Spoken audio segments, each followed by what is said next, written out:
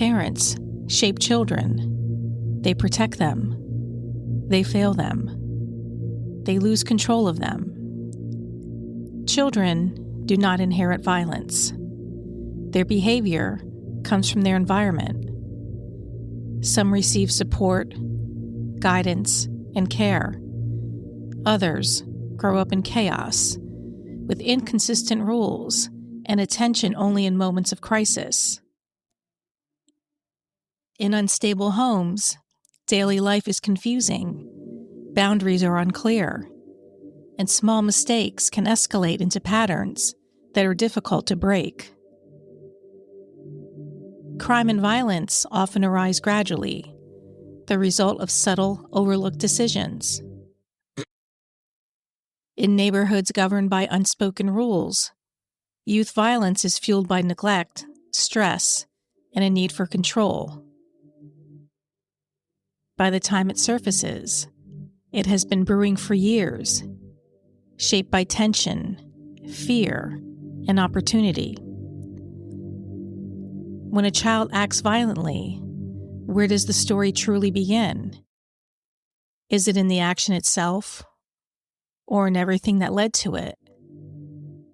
This question lingers, tracing each choice, every warning ignored, every moment when things might have gone differently. 18-year-old Tyrell Holmes walked that line. Bright, careful, and devoted to his family, he carried a weight most of his peers could never understand. He knew too much about the people around him, the dangers waiting in the streets, the shifting loyalties, and the betrayals that could cut closer than any blade. His world demanded vigilance, courage, and sometimes silence.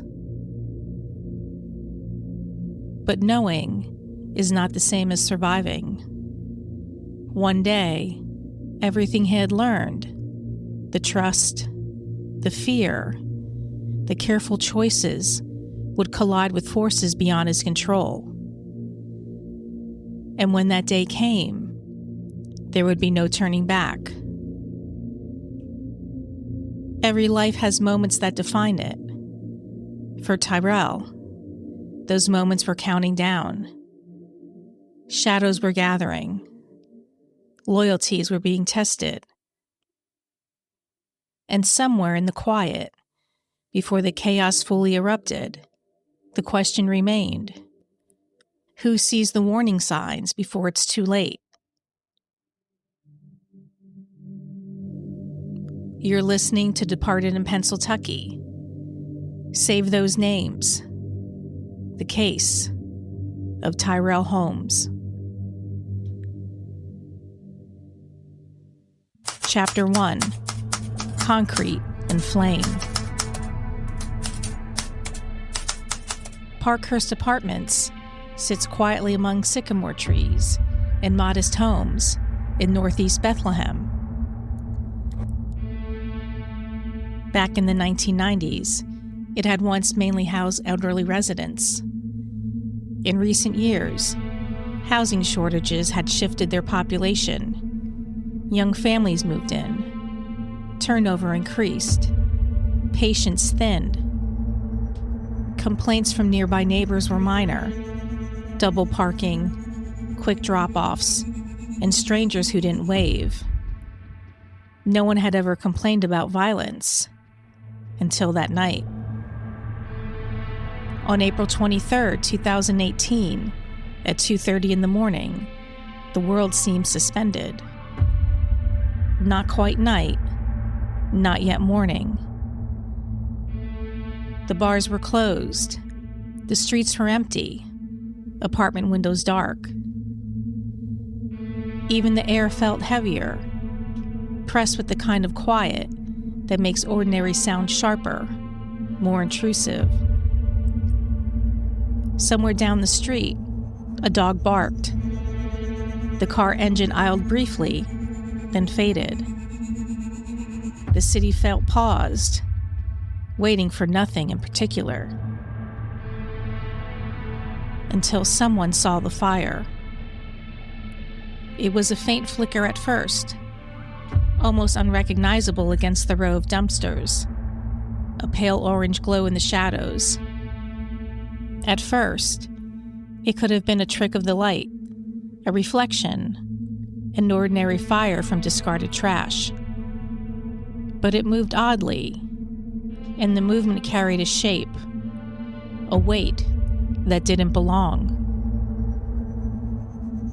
The 911 caller's words were halting, almost incoherent, but the urgency bled through. A person was there, alive, or at least had been moments ago, and on fire. Police arrived within minutes. The flashing red and blue lights cut through the darkness, throwing long shadows across the pavement and brick walls. Officers approached cautiously. The flames were low, steady, almost contained. But the heat radiated sharply, pricking the skin, searing the senses. At first glance, the figure could have been a mannequin, a discarded object, something inanimate. But there was movement in the way the body lay, a sag, a collapse that mannequins cannot replicate. The smell hit next, thick and metallic. Not smoke from paper or plastic, but something worse. Burned flesh.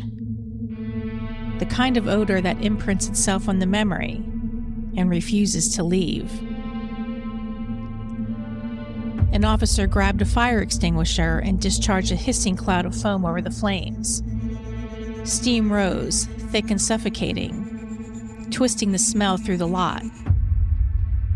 As the smoke thinned, the body emerged, horrifying clear. Face down, partially burned, clothing blackened, skin blistered. One arm bent unnaturally beneath the torso. The concrete beneath was darkened with stains that hinted at trauma far older than the flames.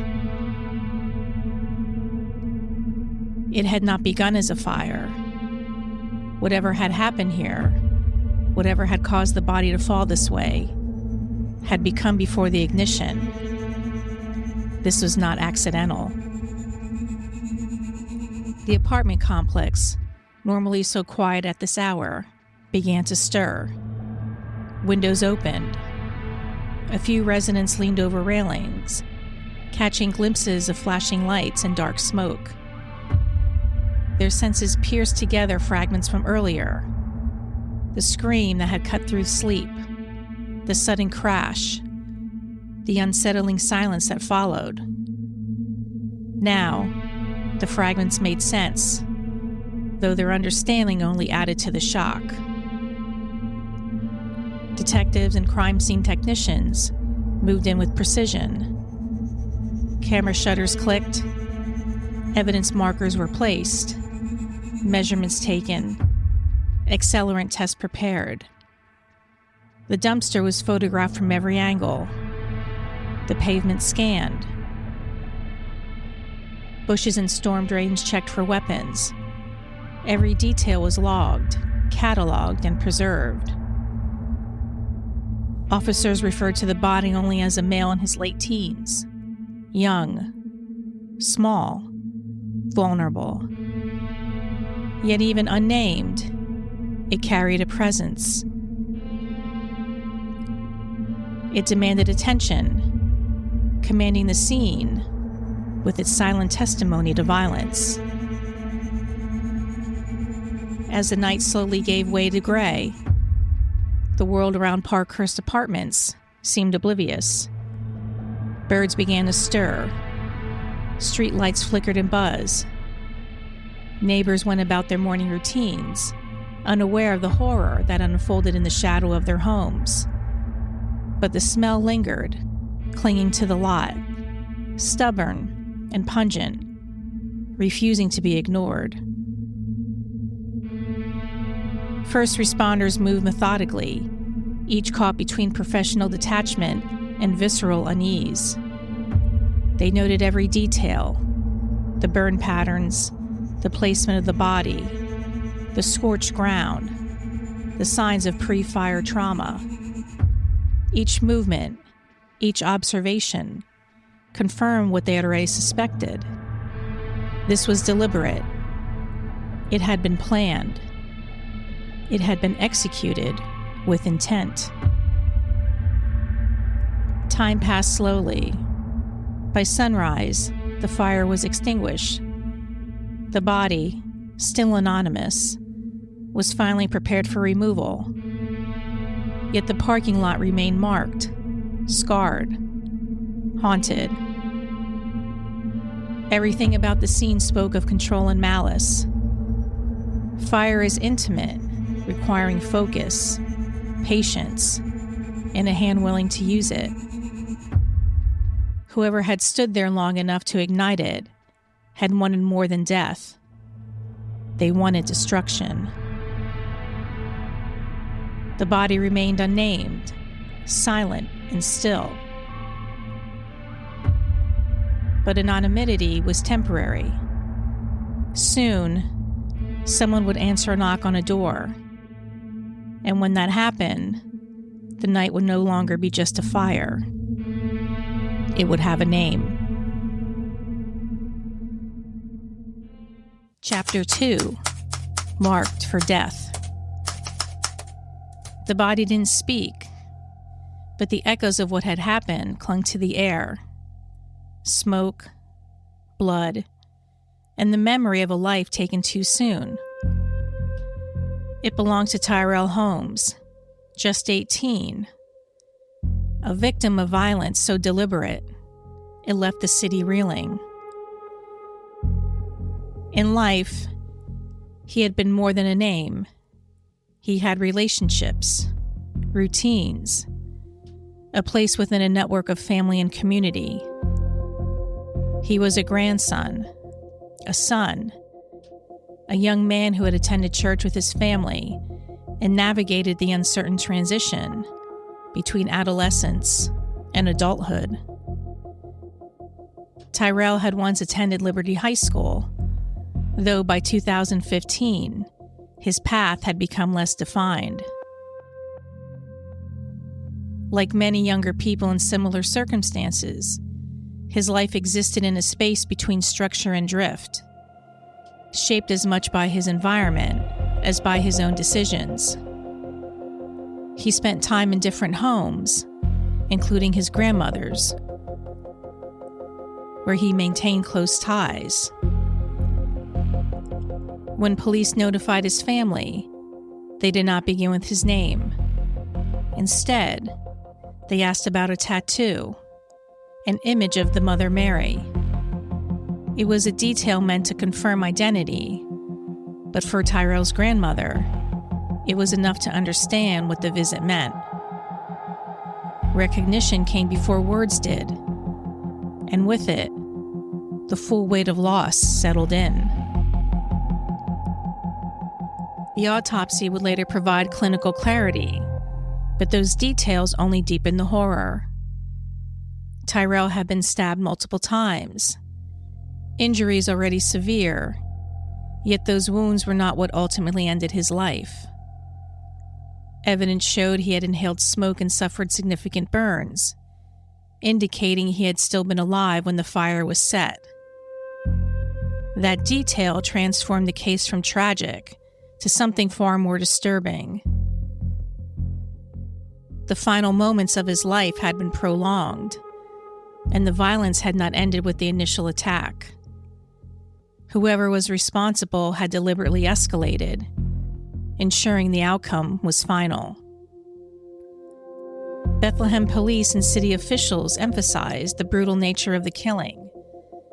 The dual method, stabbing and burning, pointed to a first-degree murder scenario. Prosecutors considered the case as potentially qualifying for first-degree capital charges, noting that the circumstances suggested torture, an aggravating factor under Pennsylvania law. The district attorney stated that Tyrell likely experienced extreme pain in the moments leading to his death. Within hours of identifying Tyrell, detectives pulled data from his phone. What they found was chilling.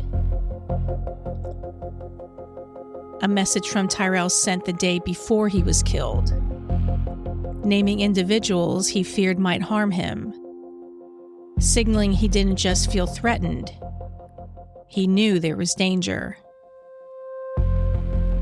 That message became a turning point. Alkeon Duncans, Isaiah Jenkins Rowe, and Zamir Welcome. Save those names. If something happens to me, know those three. Detectives no longer had a victim. They had possible suspects. And none of the names were random. Hours before Tyrell Holmes was attacked, Tyrell wasn't just naming people. He was marking danger, naming the individuals he suspected could end his life. That message would later become a cornerstone of the investigation, a time-stamped testament to his awareness that something had spiraled beyond his control. For the detectives who recovered it, the text was more than evidence. It was a map. Every name he listed corresponded to members of a local gang. Money rules everything. The next day, investigators would piece together the phone's movements, the responses it elicited, and the coordination of the Money Rules Everything gang. That single text, sent in fear, became a thread leading straight to the heart of the violent conspiracy. By the time Tyrell was gone, the text message was proof, not just of the threat, but of how clear he had been about who was responsible. Chapter 3: The Road He Didn't See. Tyrell Holmes was 18, careful but restless, bright but weighed down by the invisible rules of his world. He moved between homes, shuttled from his grandmother's tiny brick house to the apartments where friends and acquaintances gathered. He carried the faith and values his family had instilled in him, attending church every Sunday. Yet the streets whispered a different lesson, one of loyalty, fear, and survival. The neighborhoods he walked were patchworks of calm and chaos. On one side, neat lawns and familiar faces offered safety and structure. On the other, abandoned lots, graffiti-stained walls, and whispered warnings promised danger. It was in this shifting landscape that the Money Rules Everything gang was formed. Friends from nearby housing developments had banded together, starting small, petty thefts, pranks, minor fights, but quickly escalating. They weren't a gang of colors or logos. Their identity was loyalty, reputation, and intimidation. Respect mattered more than money. Each initiation, each act of defiance, tied them closer together and drew others in. The pull into the gang was gradual, almost invisible at first.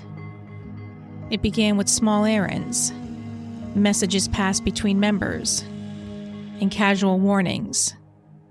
A delivery here, a favor there.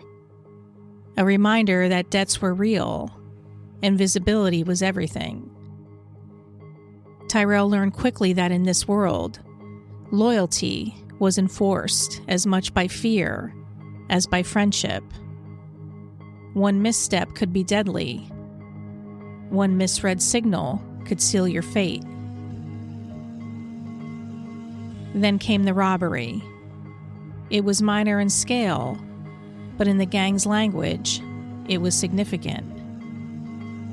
The target was a local dealer who had wronged the crew financially or reputationally. The operation was meant to be quick, clean, and anonymous.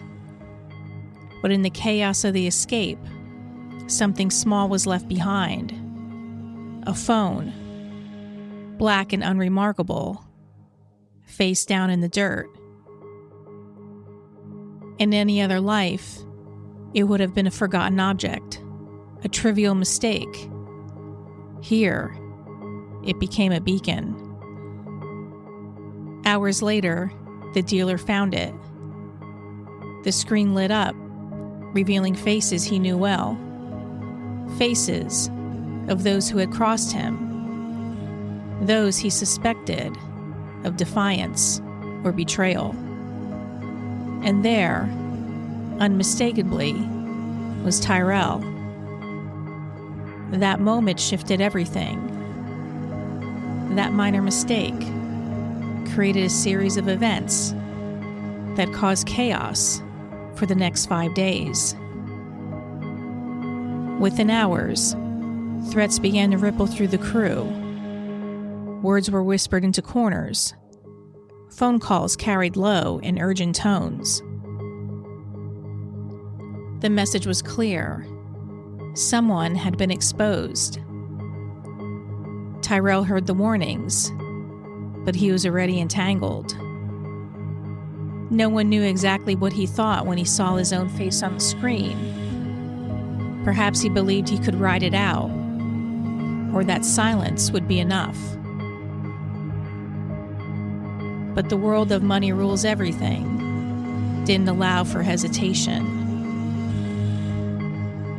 Suspicion grew like a living thing. By the second and third days, Tyrell's every move was being watched. Conversations tightened when he walked into a room. Eyes lingered a moment too long. Names were tested in whispers, Tyrell's included. He had taken something, spoken to someone, betrayed an unspoken code.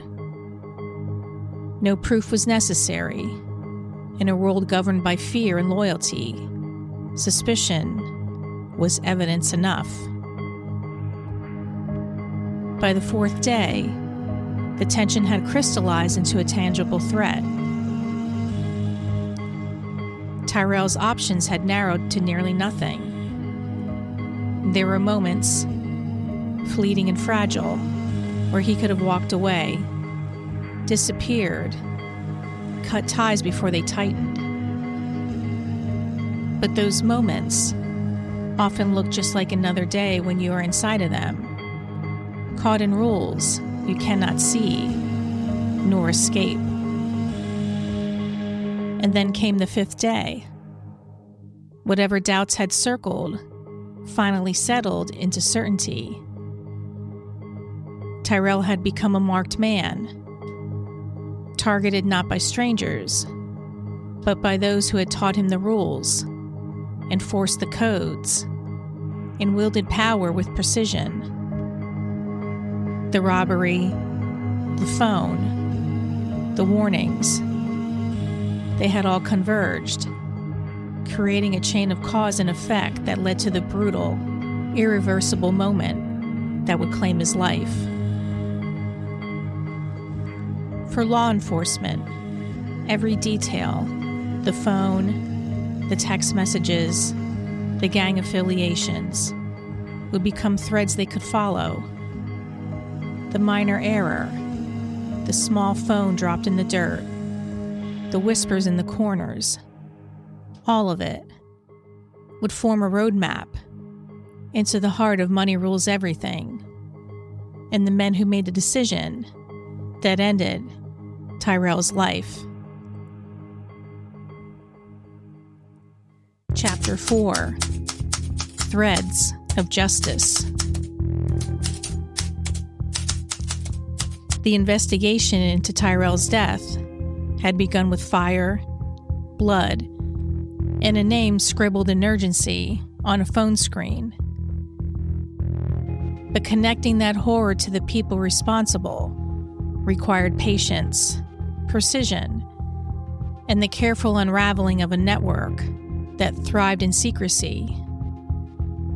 Every call, every shadow caught on surveillance, every hesitant witness statement became a thread that detectives would follow, leading them deeper into the heart of money rules everything. Law enforcement did not immediately apprehend the suspects in the days after the murder in April of 2018.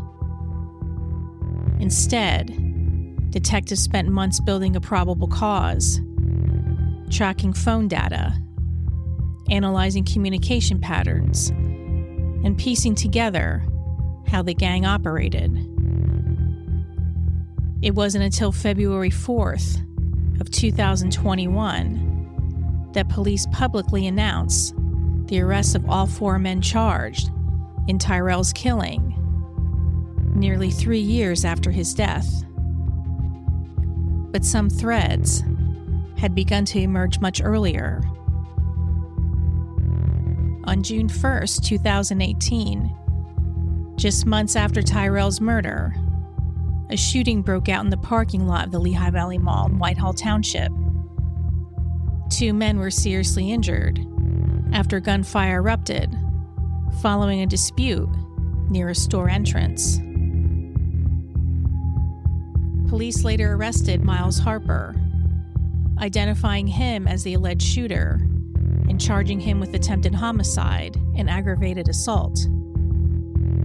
Miles Harper was publicly described as a member of Money Rules Everything, and the violent incident made law enforcement aware of the gang's reach and willingness to use firearms in public settings. Though the mall shooting was a separate criminal case, it underscored that violence connected to Money Rules Everything was not isolated. Miles Harper's involvement in that incident served as another piece of the larger pattern of gang-related crime in the Lehigh Valley, one that would later help investigators place him within the network responsible for Tyrell's murder. Still, the formal charges in Tyrell's murder were not filed until 2021, when investigators believed they had sufficient evidence to proceed. The first to be taken into custody that day was Miles Harper, the group's enforcer. Miles Harper wasn't the one who stabbed Tyrell. Still, he was the man who made the murder scene unmistakable, setting Tyrell's body on fire in a way that obliterated physical evidence and spread terror through the local community. Detectives knew that Miles Harper's arrest would send a message and provide essential leverage for unraveling the larger network. Next came Yazir Jenkins Rowe, the facilitator. Phone records and eyewitness accounts placed him near the apartments in the days leading up to the murder. He helped monitor movements, relay instructions, and create openings for the lethal attack.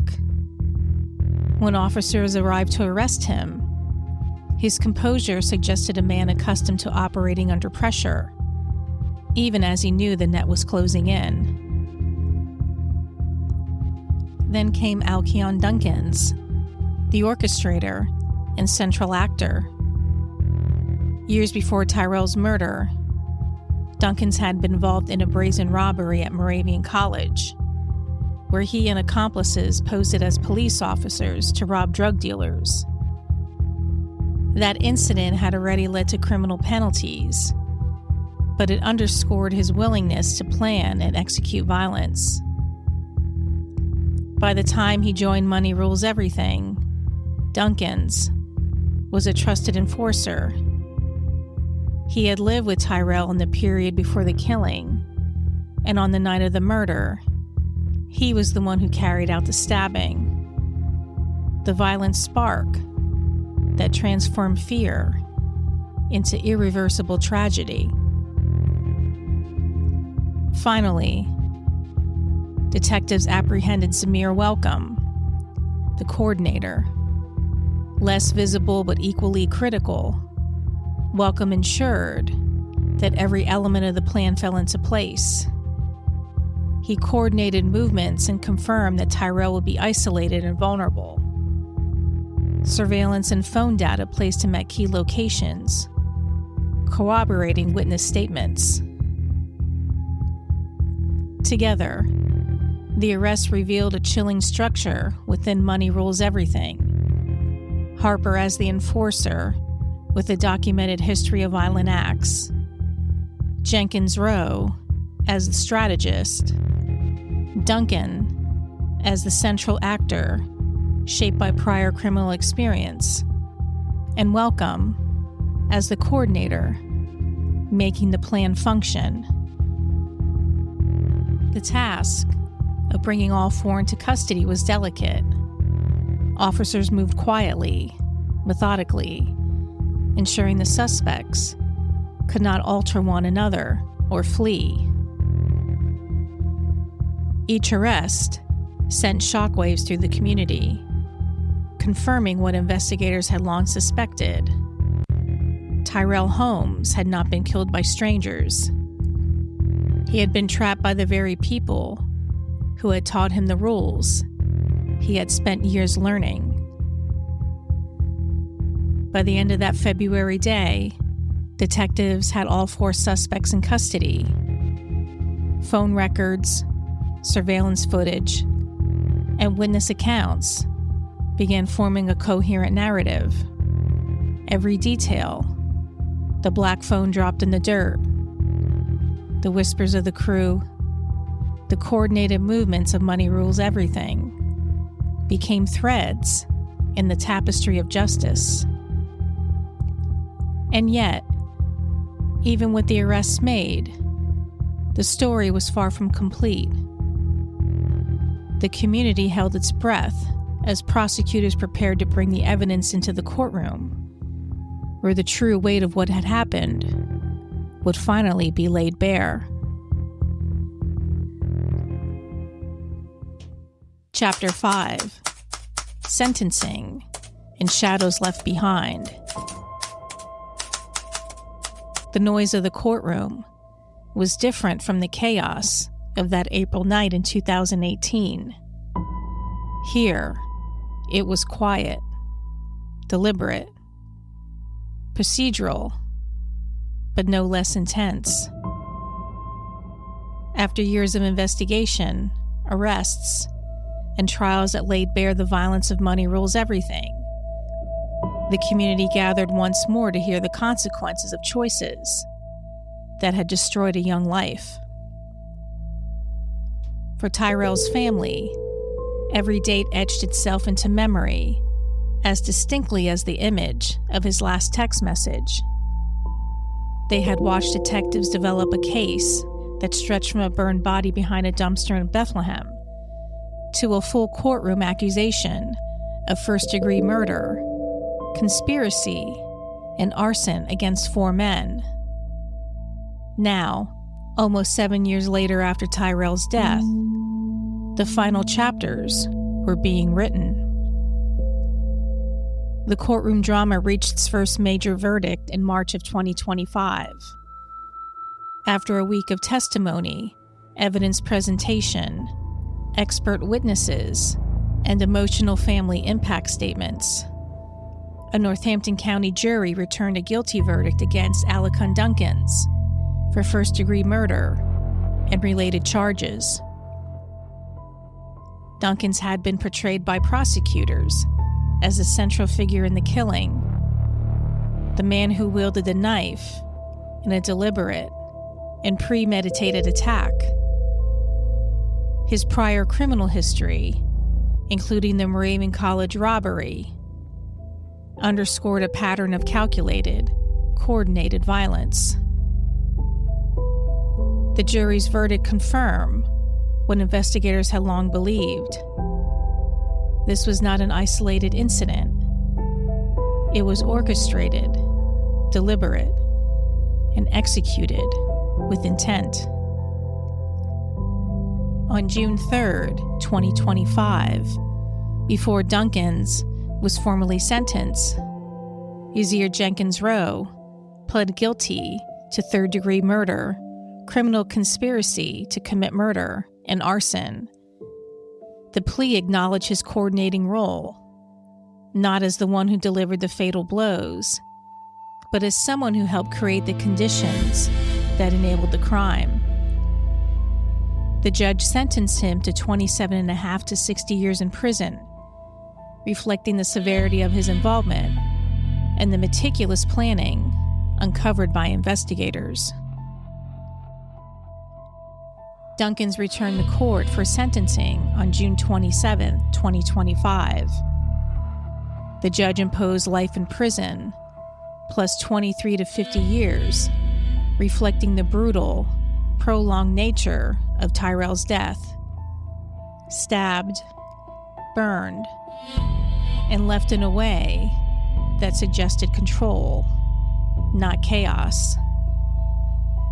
The court also ordered Duncans to pay $9,622 toward funeral expenses, a symbolic acknowledgement of the immense human cost of the crime.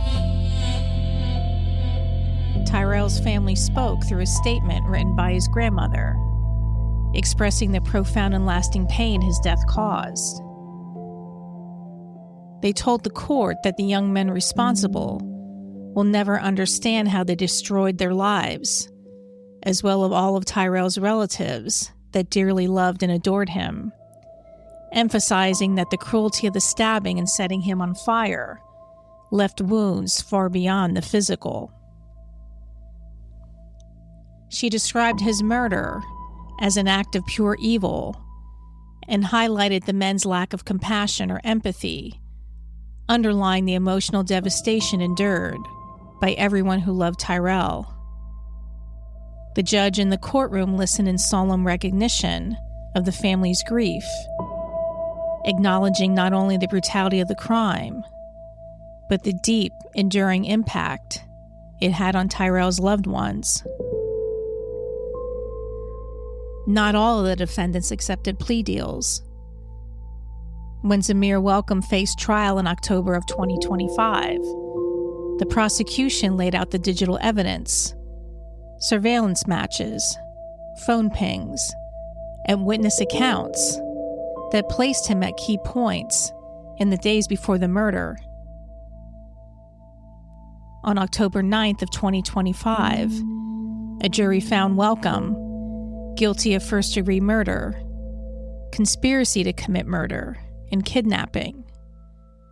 Welcome's sentencing was scheduled for January 14th of 2026, at which point he faced a mandatory life sentence. Miles Harper's legal journey ran alongside these proceedings. He had pled guilty to aggravated arson for setting Tyrell's body on fire and was awaiting formal sentencing as the other trials concluded. Harper's actions had not only terrorized the community, but also ensured that the physical evidence was destroyed, making him indispensable in demonstrating the gang's ruthless methods. By the end of these proceedings, Tyrell's story had been fully examined in court. Yet the shadows left behind, the memory of a young life lost, the patterns of gang violence, and the impending sentence of Miles Harper reminded the city that even after verdicts are read, the consequences of one night in April of 2018 would linger for years to come. Epilogue. What remains? 8 years have passed since that night in April of 2018, when Tyrell Holmes' life was extinguished behind the Parkhurst Apartments. Bethlehem moved on. The city still hums, but the quiet corners, the alleys, the streets he walked. They still carry the weight of what happened. For his family, no holiday or milestone has been untouched by absence. Birthdays, graduations, ordinary mornings, each a reminder of a future stolen too soon. Yet in grief, they built action, memorials, community programs, scholarships, attempts to bend the world just slightly so another young life might not follow the same path. Each effort is a refusal to let his story end in silence. Tyrell Holmes suffered. That much is certain. Who bears the blame?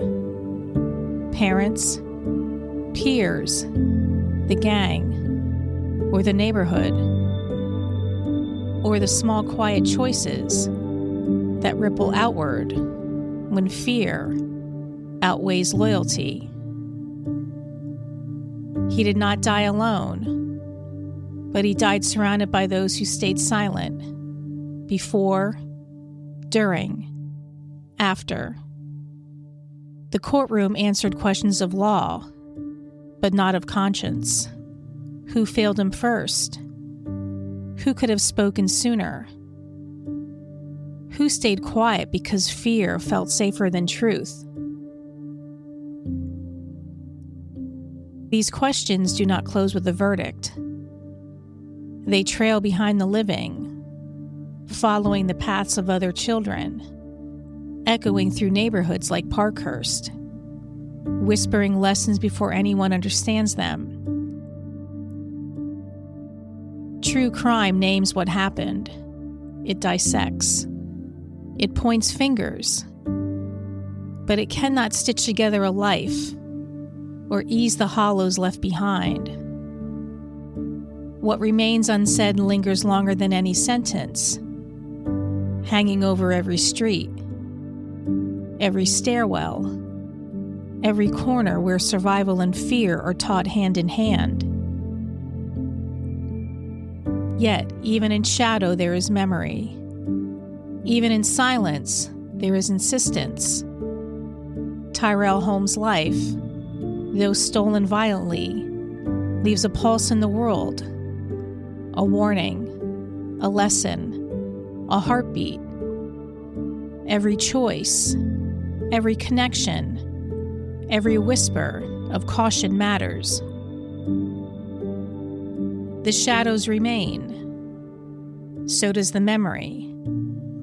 And sometimes, the only answer true crime can give is the question it repeats, over and over. Who is to blame when a child dies this way? This concludes this week's episode of Departed in Pennsyltucky. I'm your host, Andrea Dudek. Tune in next time for more true crime talk without the Valley Girl squawk.